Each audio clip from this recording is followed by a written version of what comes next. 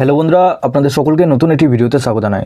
বন্ধুরা, আপনাদের যুবশ্রী প্রকল্পে অ্যানেক্সার 3 যে ফর্মটা আপনাদের ফিল আপ হচ্ছে, এই অ্যানেক্সার 3 ফর্মটা ফিল আপ করার সময় আপনাদের মধ্যে অনেকে রয়েছেন যারা হয়তো আপনাদের পাসওয়ার্ড ভুলে গেছেন। তো সেই ক্ষেত্রে আপনারা পাসওয়ার্ড ছাড়াই কীভাবে আপনারা অ্যানেক্সার 3 ফর্মটা ফিল আপ করবেন। তো আপনারা কী করবেন, আপনারা সবার প্রথম লিঙ্কটা খুলে নেবেন। লিঙ্কটা খোলার পর এখানে আপনাদের ইবি নাম্বারটা বসাবেন, পাসওয়ার্ডটা এখানে বসাবেন, তারপর এই ক্যাপচাটা বসানোর পর সাবমিট অপশানে ক্লিক করবেন। এখানে আপনাদের 2-3 বার ট্রাই করতে হবে।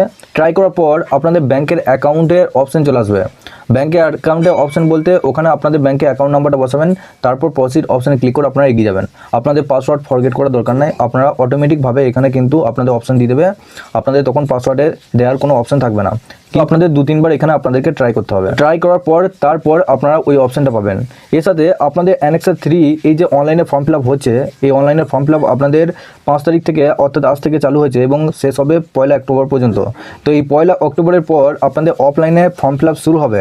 অফলাইনে ফর্মটা কোথা থেকে পাবেন, এখানে দেখুন এই ওয়েবসাইটে আসার পর বাঁদিকে দেখুন এখানে যুবশ্রী এই অপশানে ক্লিক করলেন। এই অপশানে ক্লিক করার পর এখানে দেখুন একটু নিচে আসবেন, এখানে অ্যাবাউট দ্য স্কিম এই অপশানে ক্লিক করলেন। তারপর এখানে দেখুন আপনাদের সবার নিচে এখানে আপনাদের উপরে দেখুন 2 নম্বর অপশানটা দেখতে পাচ্ছেন, format for self declaration by the beneficiary annexure 3 এই অপশানে ক্লিক করলেন।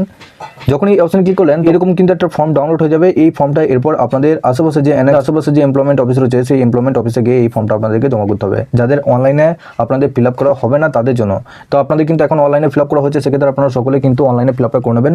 যদি না হয় সেক্ষেত্রে এখানে দেখুন revised self declaration to be submitted to the SDO joint director of employment Kolkata after every 6 month, অর্থাৎ আপনাদের প্রত্যেক 6 মাস অন্তর আপনাদের এই ফর্মটা ফিল আপ করতে হয়। সবার প্রথম এখানে এনরোলমেন্ট নাম্বার, এখানে আপনাদের যে ইবি নাম্বার রয়েছে সেই ইবি নাম্বারটা বসাবেন। তারপর শ্রীমতী এখানে আপনার নাম, সন ডটার ওয়াইফ এখানে আপনার যেটা আছে সেখানে বসাবেন।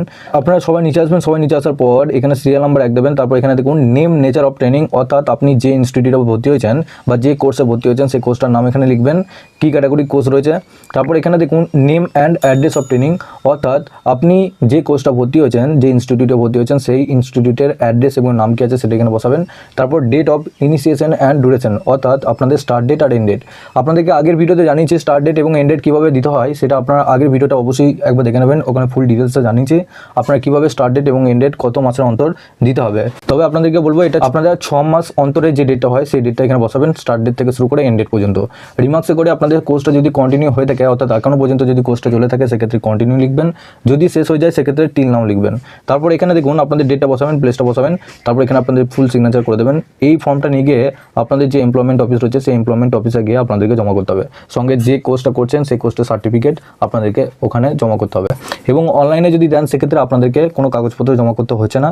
যদি অফলাইনে দেন সেক্ষেত্রে এই সমস্ত কাগজগুলো নিয়ে আপনাদের যে এমপ্লয়মেন্ট অফিস অথবা যুবশ্রী প্রকল্পের যে অফিস রয়েছে এক্সচেঞ্জ অফিস, সেখানে গিয়ে কিন্তু আপনাদেরকে জমা করতে হবে। এবং আপনাদের পাসওয়ার্ড ফরগেটটা নিয়ে আপনাদেরকে পরিষ্কারভাবে জানিয়ে দিলাম, ফরগেট করার দরকার নেই। আপনারা এখানে এই লিঙ্কে ক্লিক করার পর আপনারা 2-3 বার ট্রাই করবেন, তারপর আপনাদের অ্যাকাউন্টে অপশন চলে আসবে, ওই অ্যাকাউন্ট নাম্বারটা আপনারা বসাবেন। বসানোর পর প্রসিড অপশনে ক্লিক করে আপনারা কিন্তু ফর্মটা ফিল আপ করতে পারবেন। তো আশা করছি সমস্ত ডিটেলসে জানাতে পেরেছি। আপনাদের কোনো কিছু প্রশ্ন বা জিজ্ঞাসাবাদ করা থাকলে নিচে অবশ্যই কমেন্ট বক্সে জানাবেন।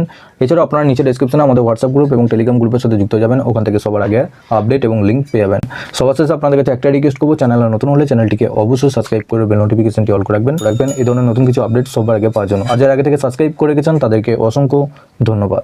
তো চলুন বন্ধুরা, পরের ভিডিওতে দেখা হচ্ছে এরকমই নতুন কিছু আপডেট নিয়ে।